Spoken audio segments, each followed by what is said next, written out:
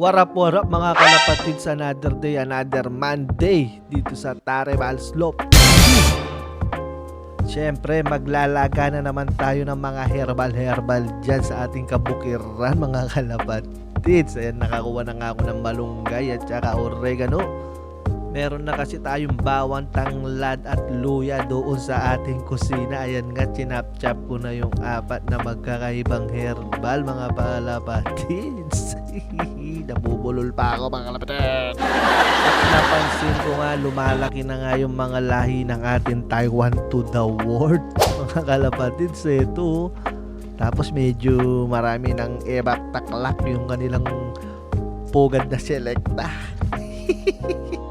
Siyempre papalitan muna natin yan bago ang lahat, bago natin sila suksuan ng mga singsing.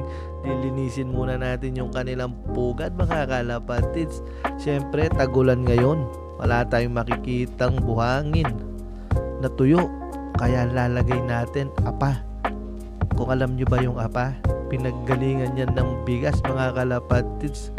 Parang si Sel lang yan nung bata pa. Siyempre nasa ano pa, apa, tapos lumabas. Di wow. Ayan nga mga kalapatids, tingnan nyo naman, napaka-healthy niyan ng ating mga YB kasi alagang Milo honey yan, tsaka Milo probiotic matic na yan mga kalapatids, kaya ganyan ka-healthy yung ating mga young bird. Siyempre sinusuksukan ko na dyan mga kalapatids, sakto-sakto lang pala. Hindi pa talaga masyado lumaki yung mga paa nila. Hindi pa tayo nahirapan magpasok ng mga singsing. Kailangan natin itong pantusok na to para mahila natin yung kanilang daliri. Kalapatids. Siyempre alam nyo na yan. Tapos ito violet nga yung nilagay natin para color coding sila. Alam mo yung magkakapatid, mga kalapatids, 5 lang yung kalapati ko, naglalagay pa akong ganyan. Pamporma lang talaga yan. Kala mo naman talaga sobrang dami ng kalapati para hindi mo ma-distinguish kung sino yung magkakapatid. Nag-aalaga tayo mga kalapatids, nasa 15 kalapati lang, ganyan, marami na yun.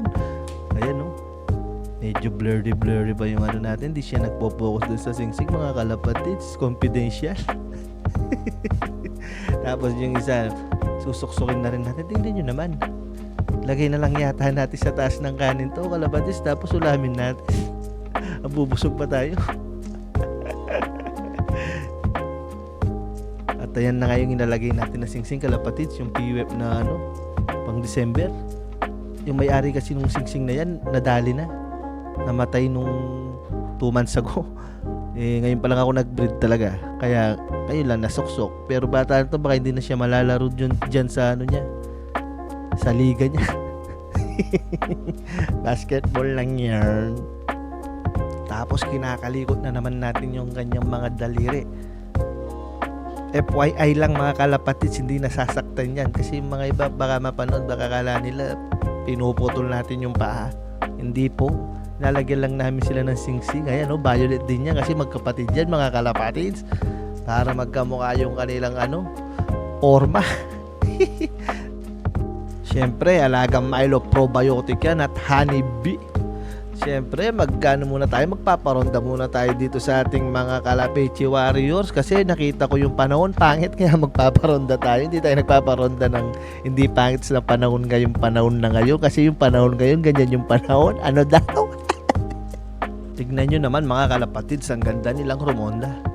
Batak na batak.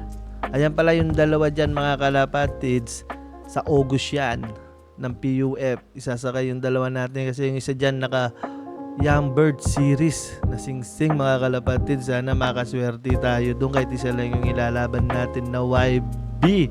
Diyos mio Marimar. Ayan akala nyo malayo hindi, malapit lang yan. Lang yan mga kalapatid, 50 meters away. Kasi ito nga yung dalawa natin, di muna natin sila pinaronda kasi pinapahinga muna natin sila ngayong Monday.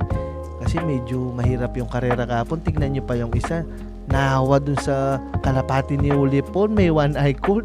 Diyos mio, kawawa, umuwi yan basang-basa. Ako nakita yung video kahapon mga kalapatids. Tapos ilalagay na nga natin tong mga herbal na pinakulo natin kanina. Yan yung tinatawag nila sapal. Siyempre haluin natin ng Milo honeybee yung pagkain nila. Iyan yung pang-babinder natin sa ngayon, sa Lunes. Yan, tingnan nyo naman, dumagos parang tubig lang. Alam na alam niyang puro at walang halong chemical. Yan, lalagay na nga natin tong sapal ng herbal natin. Tapos imekos mo na yan, kaibigan. Yan, imekos mo nang imekos yan, huwag mong tigilan. Tapos yan, papakainin muna natin yung dalawa nating warriors na nakalaban ng derby. Magpakabusog kayo dahil nalalabi na naman ang araw nyo sa Friday na naman ng basketing. Diyos ko, yung isa natin nagka-one eye call, titignan natin kung kaya pa ba o hindi na o iatras na natin. Titignan natin kung anong magagawa ko sa kanya, mga kalapatids, kung may re-recover ko ba siya o hindi.